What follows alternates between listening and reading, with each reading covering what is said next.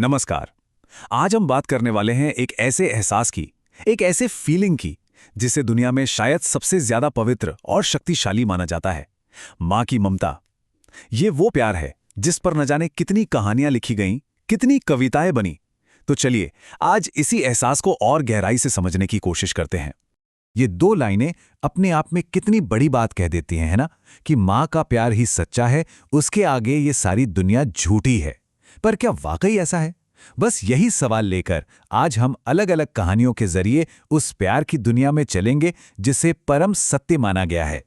तो सबसे पहला सवाल तो यही उठता है कि माँ की ममता का असल मतलब क्या है? क्या ये सिर्फ एक लगाव है, एक स्नेह है, या फिर इससे कहीं ज्यादा कुछ और है? चलिए पहले इसके असली मतलब को ही समझते हैं। देखिए, माँ की ममता ना सिर्फ एक भावना या इमोशन नहीं है। ये असल में एक शक्ति है। वो शक्ति जो हर मुश्किल से लड़ने का हौसला देती है। ये वो मार्गदर्शन है जो जिंदगी में सही गलत का रास्ता दिखाता है। और यही प्यार एक बच्चे के पूरे वजूद की, उसकी दुनिया की नींव रखता है। और इस प्यार का सबसे पहला और सबसे बड़ा सबूत होता है त्याग, निस्वार्थ त्याग। तो अब हम कुछ ऐसी कहानियों पर नजर डालेंगे जो हमें उन त्यागों के बारे में बताती हैं जो एक माँ अक्सर चुपचाप बिना कुछ कहे कर जाती है। जरा सोचिए, रात का समय है, भयंकर तूफान आया है, बादल गरज रहे हैं, बिजली कड़क रही है, और ऐसे खतरनाक मौसम में एक माँ चिड़िया अकेले ही उड़ान भर लेती है। उसे अपनी जान की भी परवाह नहीं है। लेकिन क्यों? उसने ऐसा क्यों किया? जवाब बहुत सीधा और सरल है। क्योंकि घोंसले में उसके बच्चे भूखे थे। एक माँ के लिए ना, बच्चों की भूख उसके अपने डर से, अपनी जान से भी कहीं ज्यादा बड़ी होती है। और बस इसीलिए वो अपनी परवाह किए बिना उनके लिए दाना लाने निकल पड़ी। और ये त्याग सिर्फ कहानियों की बात नहीं है, असल जिंदगी में भी होता है।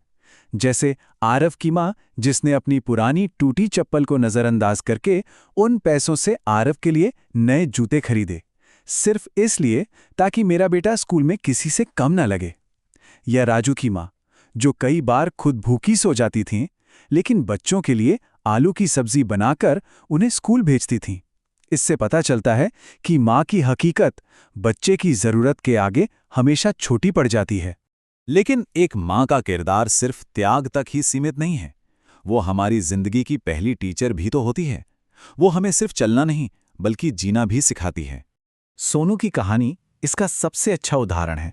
जब वो स्कूल का एक मुश्किल सवाल हल नहीं कर पाया और रोता हुआ घर आया, तो उसकी माँ ने उसे डांटा नहीं, बल्कि बहुत ही प्यार से, धैर्य के साथ उसे उस सवाल को समझने का सही तरीका बताया। माँ के इस मार्गदर्शन ने न सिर्फ सोनू का सवाल हल किया, बल्कि उसका खोया हुआ आत्मविश्वास भी लौटा दिया। इन सभी कहानियों में ना एक बात बिल्कुल साफ नजर आती है। माँओं ने पढ़ाई के, शिक्षा के असली महत्व को समझा था। चाहे वो राजू और मीना की माँ हो, जिसने गरीबी में भी बच्चों को स्कूल भेजा, या फिर सुमित्रा की माँ, जिसने अकेले ही अपनी बेटी की पढ़ाई के लिए अपनी पूरी ताकत लगा दी। क्योंकि वो जानती थीं कि शिक्षा ही वो इकलौती विरासत है, वो दौलत है जिसे दुनिया की कोई ताकत चुरा नहीं सकती। चलिए अब माँ के प्यार के एक और भी गहरे पहलू को समझते हैं। एक ऐसा पहलू जो बाहरी खूबसूरती से कहीं आगे बच्चे की असल कीमत को देखता है। ये एक बड़ा सवाल है। क्या एक माँ का प्यार इस बात पर निर्भर करता है कि उसका बच्चा समाज के बनाए खूबसूरती के पैमानों पर खरा उतरता है या नहीं? आइए इसका जवाब भी एक कहानी में ही ढूंढते हैं। एक कहानी है जिसमें एक परी ने जानवरों के बच्चों का ब्यूटी कॉन्टेस्ट रखा, और जब उस परी ने बंदरिया के बच्चे को देखा जिसकी नाक चपटी थी, तो उसने खुलेआम मजाक उड़ाते हुए कहा, छी, ये बच्चा तो कितना बदसूरत है। लेकिन माँ का नजरिया वो तो दुनिया से बिल्कुल अलग होता है। उस बंदरिया ने दुनिया की परवाह किए बिना अपने बच्चे को सीने से लगाया और कहा, मेरे लाल, तू तो बहुत सुंदर है, मेरे लिए तो सबसे बड़ा इनाम तू ही है। ये दिखाता है कि माँ की आंखों में उसका बच्चा हमेशा हमेशा अनमोल ही होता है। तो इन सारी कहानियों को, सारे त्याग को, सारे मार्गदर्शन को जब हम एक साथ जोड़कर देखते हैं, तो आखिर में नतीजा क्या निकलता है? माँ का प्यार अपने पीछे कौन सी विरासत छोड़ जाता है? इसका नतीजा साफ है। वही राजू, जिसकी माँ खुद भूखी रहती थी, वो एक बड़ा अफसर बना। मीना को एक अच्छी नौकरी मिली और उसने अपने परिवार को संभाला। और सुमित्रा, जिसे एक अकेली माँ ने पाला, उसने भी पेशेवर दुनिया में सफलता हासिल की। इन सब की कामयाबी के पीछे नींव में उनकी मां का वही त्याग और अटूट विश्वास था। तो अगर इन सारी कहानियों का निचोड़ निकालें तो हम क्या सीखते हैं? सोनू की कहानी बताती है कि मां का मार्गदर्शन हर मुश्किल सवाल को हल कर देता है। मां चिड़िया की कहानी सिखाती है कि मां का प्यार निडर होता है। राजू की सफलता दिखाती है कि त्याग और सहारा ही कामयाबी की बुनियाद हैं। और बंदरिया की मां हमें बताती है कि किसी की असल कीमत का पैमाना दुनिया नहीं बल्कि एक मां की नजरें होती हैं। और अंत में बात वहीं आके खत्म होती है। दुनिया की कोई भी दौलत हो, सोना चांदी हो, रुपया पैसा हो, मां के प्यार के आगे ये सब बेकार है।